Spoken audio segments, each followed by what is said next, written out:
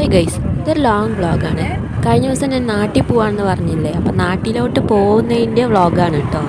Upload ചെയ്യാൻ നല്ല late ആയിട്ടുണ്ട്, നല്ല തിരക്കായിരുന്നു കേട്ടോ നാട്ടിൽ വന്ന ശേഷം. അതുകൊണ്ടാണ് കുറച്ച് നല്ല ലേറ്റ് ആയത്.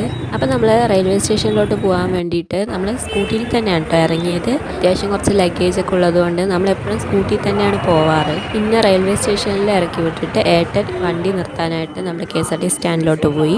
അവിടെ നിന്ന് വണ്ടി നിർത്തിയിട്ട് ആൾ വന്നു കേട്ടോ. എന്നിട്ട് നമ്മൾ ട്രെയിനിലോട്ട് കയറാൻ പോവുകയാണേ.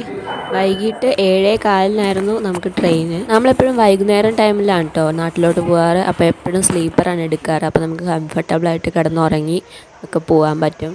അപ്പോൾ നമ്മൾ ട്രെയിനിൽ കയറി ജസ്റ്റ് ഒന്ന് സെറ്റിലായിട്ടുണ്ട്. ആരും വന്നിട്ടൊന്നുമില്ല കേട്ടോ, തിരക്കൊന്നും തുടങ്ങിയിട്ടില്ല. ക്രിസ്മസ് തിരക്കായതുകൊണ്ട് തന്നെ ടിക്കറ്റ് കൺഫേം ആവാൻ കുറച്ച് അധികം പാടുപെട്ടു കേട്ടോ. ഇന്ന് ഉച്ചയോടൊക്കെയാണ് കൺഫേം ആയി കിട്ടിയത്. അപ്പോൾ അധികം വൈകാതെ ട്രെയിനൊക്കെ എടുത്തു കേട്ടോ. അപ്പോൾ എനിക്ക് ഉറക്കം വന്ന് തുടങ്ങിയപ്പോൾ ഞാൻ മേലെ കയറി അപ്പുറമായിരുന്നേ. അങ്ങനെ കുഞ്ഞൊരുറക്കം കഴിഞ്ഞപ്പോൾ നമ്മൾ പാലക്കാട് എത്തിയിട്ടുണ്ട്. ട്രിവാൻഡ്രം സെൻട്രൽ റെയിൽവേ സ്റ്റേഷനിൽ കയറിയിട്ട് പാലക്കാട് ജംഗ്ഷൻ റെയിൽവേ സ്റ്റേഷനിലാട്ടോ നമ്മൾ ഇറങ്ങുന്നത്.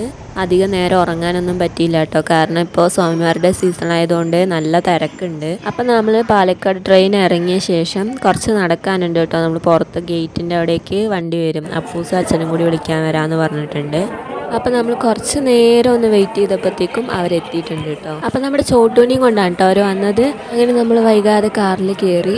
റെയിൽവേ സ്റ്റേഷനിൽ ഞങ്ങളുടെ വീട്ടിലോട്ട്, അതായത് എൻ്റെ വീട്ടിലോട്ട് കുറച്ച് ദൂരമുള്ളൂ കേട്ടോ. അപ്പം നമ്മൾ മിക്കവാറും അങ്ങനെ തന്നെയാണ് പോവാറ്. അത് ഒന്നില്ലെങ്കിൽ എൻ്റെ വീട്ടിലോട്ട് ചെല്ലും, എന്നിട്ട് അവിടെ നിന്ന് പിറ്റേ ദിവസമാണ് ഏട്ടൻ്റെ വീട്ടിലോട്ട് ചെല്ലുക.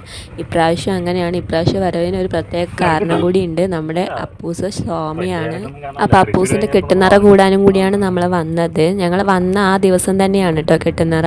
റെയിൽവേ സ്റ്റേഷനിൽ ഒരു 15 മിനിറ്റൊക്കെ തന്നെ ട്രാവൽ ഉണ്ടാവുള്ളൂ എൻ്റെ വീട്ടിലോട്ട് കേട്ടോ. അപ്പോൾ രാത്രി നമ്മൾ വീടെത്തിയ വീഡിയോസൊന്നും എടുക്കാൻ പറ്റിയില്ല കേട്ടോ. അപ്പോൾ കുറേ നേരം പുറത്തിരുന്ന് എല്ലാവരും കൂടി വർത്താനമൊക്കെ പറഞ്ഞ ശേഷം പോയി കിടന്നുറങ്ങി. രാവിലെ നേരത്തെ എണീക്കണമെന്ന് പറഞ്ഞ് നേരത്തെ എണീറ്റ് ഞാൻ കുളിയൊക്കെ കഴിഞ്ഞു കേട്ടോ.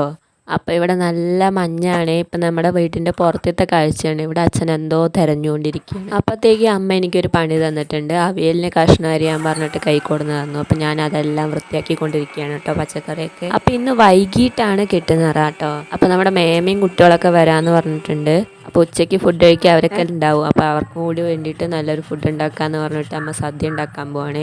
അപ്പോഴത്തേക്ക് അച്ഛൻ ഇതാ നാളികേരത്തിനുള്ള നാളികേരം ചിരണ്ടിക്കൊണ്ടിരിക്കുകയാണ് കേട്ടോ. കൂടെ അപ്പൂസുണ്ട്.